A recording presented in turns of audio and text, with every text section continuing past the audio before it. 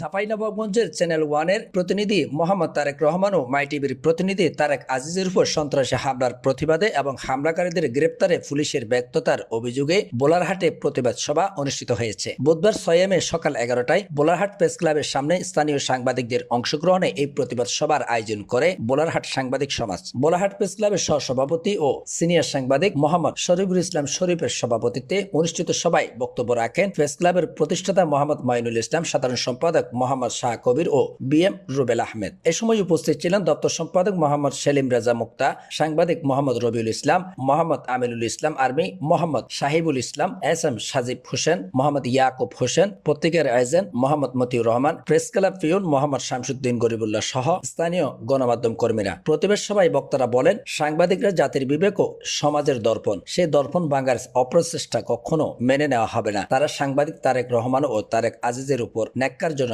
হামলার ঘটনায় জড়িতদের দ্রুত আইনের আওতায় এনে দৃষ্টান্তমূলক শাস্তির দাবি জানান। বক্তারা আরো বলেন, সাংবাদিকরা জনগণ ও রাষ্ট্রের কল্যাণে নিরলসভাবে কাজ করে যাচ্ছেন। কর্তব্যরত সাংবাদিকদের উপরে সন্ত্রাসী হামলার অত্যন্ত ঘৃণা ও নিন্দনীয় ঘটনা। এই ঘটনার সুস্থ বিচার নিশ্চিত না হলে ভবিষ্যতে কঠোর কর্মসূচির ঘোষণা করা হবে বলে হুঁশিয়ারি দেন তারা। উল্লেখ্য, গত বৃহস্পতিবার রাত 10টার দিকে জেলা শহরের বাতেনখা মোড় এলাকায় চা পান করার সময় দৈনিক আমার দেশ ও চ্যানেল ওয়ানের জেলা প্রতিনিধি তারেক রহমান এবং মাই টিভির প্রতিনিধি তারেক আজিজের উপর অতর্কিত হামলা চালায় একাধিক মামলার আসামি রাকিব সহ কয়েকজন সন্ত্রাসী। এতে 2 সাংবাদিক আহত হন।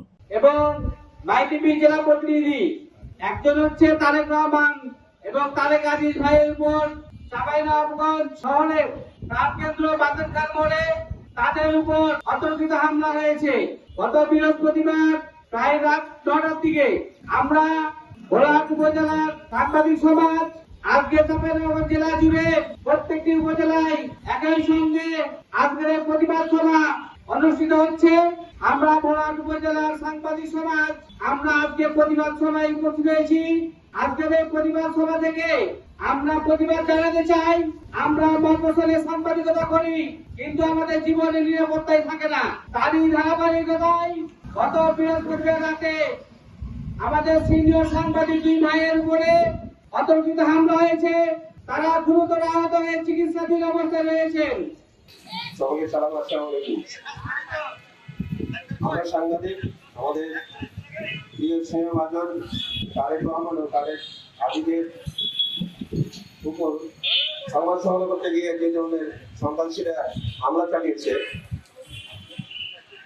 তাদের বিরুদ্ধে যথাযথ আইনানুগ ব্যবস্থা গ্রহণ করবে পুলিশ প্রশাসন ও আইনের বিষয়ে যারা কাজ করে তারা।